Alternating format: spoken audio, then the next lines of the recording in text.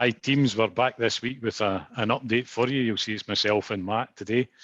We're going to cover off probably 5 topics for you. I want to just talk to you a bit to begin with around lateral flow device testing, particularly around staff. Then I think, Matt, you'll give us an update on independent prescribing and some of the support we're looking for around designated prescribing practitioners to support in that. We've also got a bit about a delivery service because that's probably coming to a close. And then some update on the financial framework. And obviously to recognise, I think today we've got the results coming out for our ProReg colleagues. So those are the types of topics that we'll cover off. I'll just make a start, if that's okay, with the lateral flow device testing, particularly of staff. There's a letter just come out, teams, from the Chief Medical Officer, and I'll give you some of the headlines from that and a bit more of why we're looking for lateral flow tests to be done within community pharmacy staff and across primary care, because it's not just pharmacy, it's across all our contractor colleagues. Just so you're aware that about 97% of all primary care people have signed up to do this. And it does identify, or those kits identify over 3/4 of the positive cases. So I think that's a good thing, Matt. Yeah. What it certainly doesn't do, because they're less than 100% sensitive, it doesn't rule out COVID-19 being there if you get a negative test. Yeah. So from that aspect, teams, it still means in the pharmacies, we need you to wear your PPE, still do your physical distancing as much as we can. And we know that is difficult. A regular cleaning regime and making sure your hand hygiene is still up to speed. Because with that regular screening, it's shown we can reduce COVID-19 by 23% in the population, and particularly among the healthcare workers. And that reduces infection across our staff teams by as much as 64%.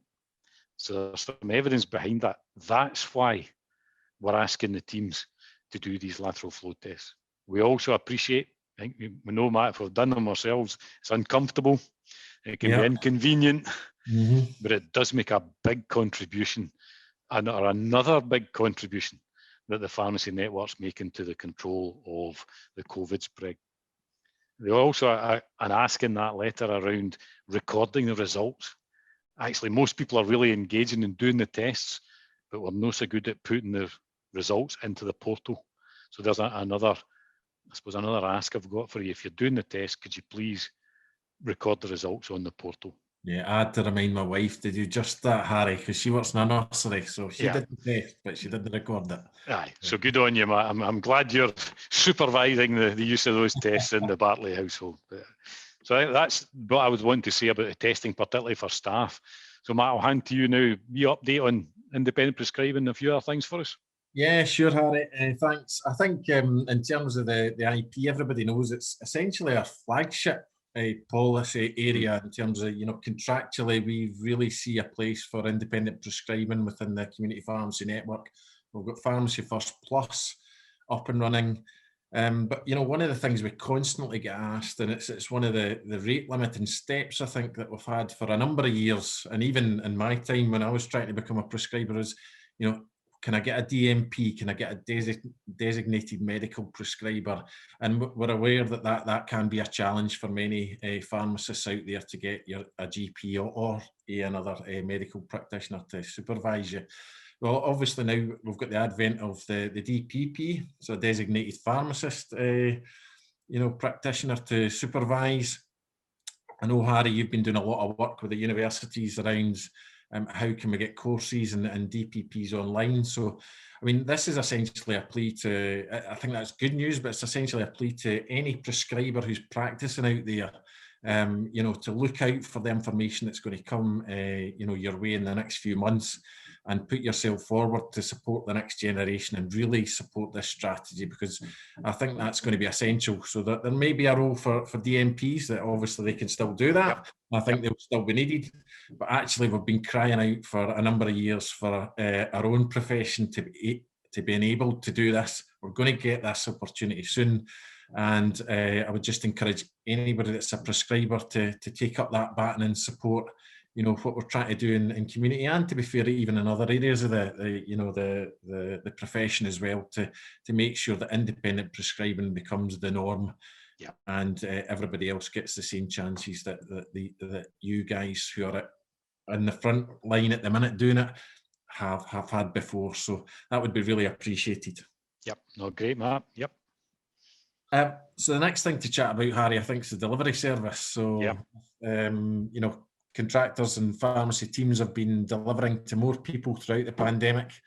And certainly when we came into another lockdown at the turn of the year, it was recognised by government that actually some financial help to support that would be most welcome. And they did that, but with restrictions easing, an actual conclusion to the payments for delivery services is going to be the end of April. So it's not going to go any further beyond that. There may be some bespoke delivery plans for specific COVID therapies, but that might be just a few months away before we get anything out there. But in terms of delivery payments to all, that will end at the end of April.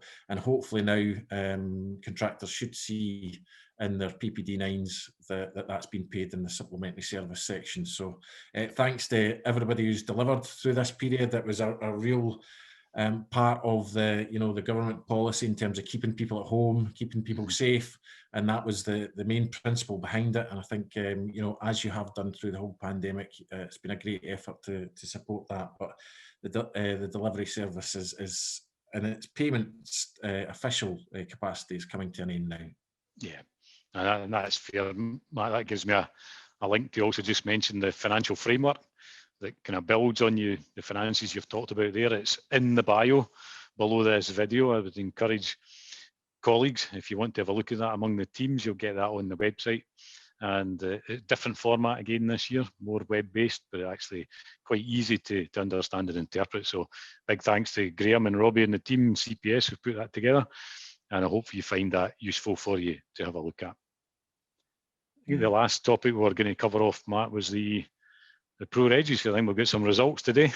Yeah, absolutely. What a year it's been for the whole profession, but particularly for this group. Yeah, it's been a very challenging year, and I think it's the numbers look good in terms of the numbers who've passed. So congratulations to them. But there's obviously, I think there's a number of colleagues who will require extra support, I think, over the coming weeks and months. So we've got a small number of those colleagues who are going to need some support. I agree, and I think the phrase we tend to use, Matt, is let's be delayed, not defeated. Absolutely. So we'll look to support those people through it. And can I just express my congratulations to everybody that's joined the register today. And we look forward to working with you in the future. Absolutely, Harry. Yeah, very exciting times for them. And as you say, for everybody, what happens for you today doesn't define you. You get another chance, etc. And when you go in your career and your journey. Yeah. So teams, that's us, I think, for this month.